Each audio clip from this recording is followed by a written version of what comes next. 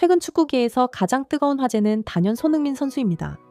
토트넘과 1년 연장 계약을 체결하며 팀의 중심을 다시 한번 확고히 한 그의 선택은 단순한 계약 이상의 의미를 지니고 있습니다.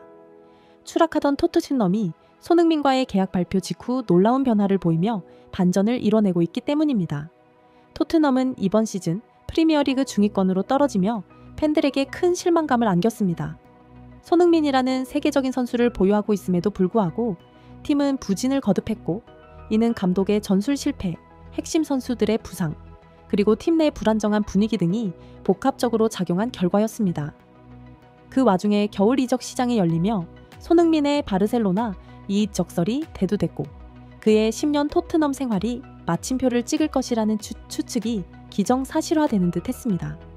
그러나 놀랍게도 토트넘은 손흥민과의 계약 연장을 정역 발표하며 분위기를 반전시켰습니다.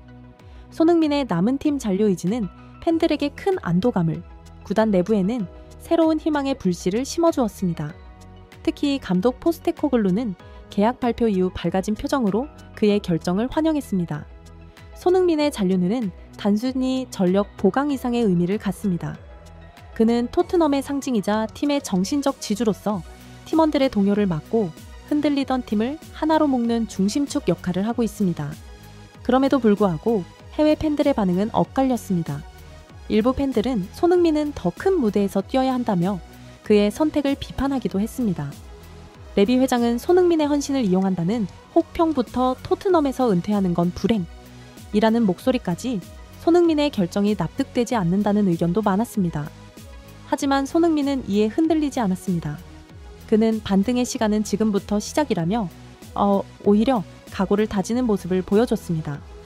그리고 마침내 손흥민이 그토록 바라는 우승컵과 연결된 첫 번째 경기, 카라바오컵 4강전 1차전이 다가왔습니다.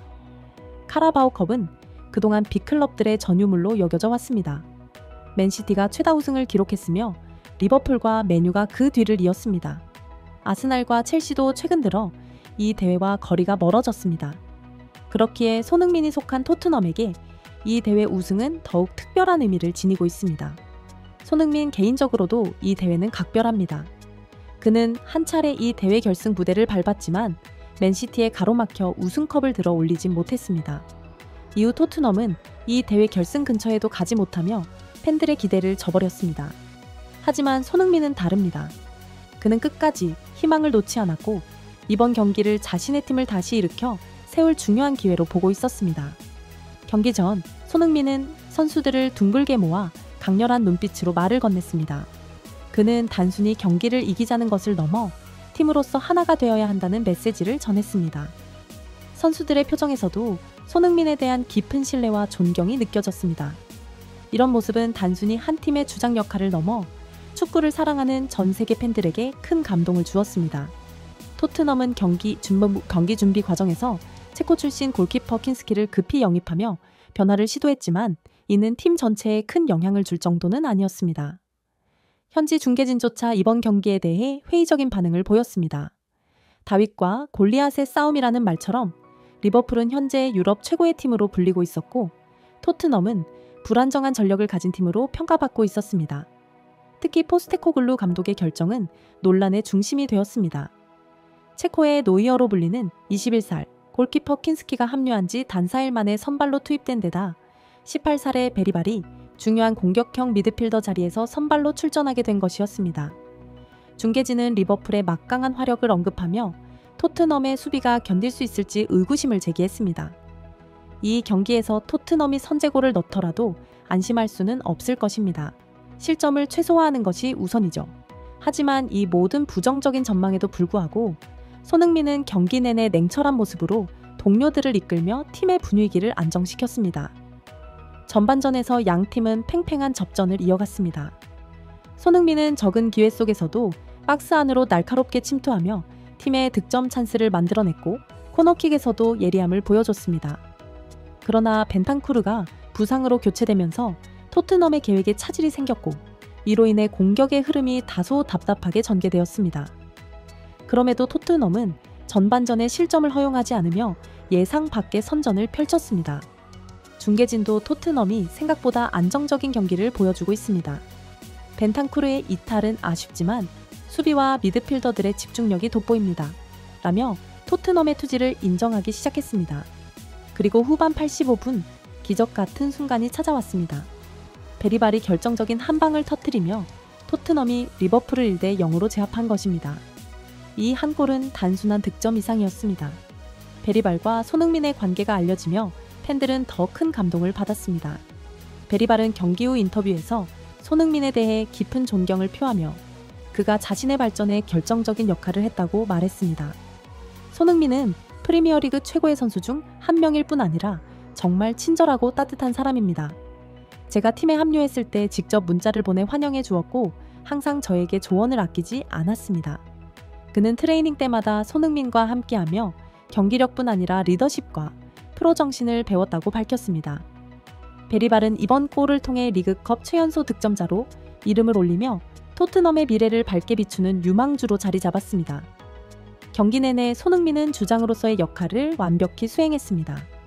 젊은 선수들이 긴장하지 않도록 다독이고 팀원들의 위치를 잡아주는 그의 모습은 현지 해설진에게도 큰 감동을 안겼습니다. 손흥민은 정말 위대한 주장입니다. 그는 팀의 분위기를 진정시키고 젊은 선수들이 자신의 실력을 발휘할 수 있도록 돕고 있습니다. 오늘 경기의 승리는 손흥민의 리더십 없이는 불가능했을 겁니다. 경기 종료 후 태클로 인해 다리에 무리를 느꼈던 손흥민은 인터뷰에서 자신의 몸 상태가 괜찮다고 밝혔습니다. 밝은 표정으로 경기장을 나서는 그의 모습은 팬들에게 안도감을 주었습니다. 손흥민은 경기 후 인터뷰에서 이번 승리에 대해 세계 최고의 팀과 경쟁하며 우리의 가능성을 보여줄 수 있어 자랑스럽습니다. 이런 경기가 팀의 분위기를 반전시키는 계기가 될 것이라고 말했습니다. 또한 1년 계약 연장에 대한 소감으로 팀을 위해 더 많은 것을 보여줄 기회를 얻어 감사할 뿐입니다. 특별한 한 해를 만들기 위해 최선을 다하겠습니다. 라며 강한 의지를 드러냈습니다.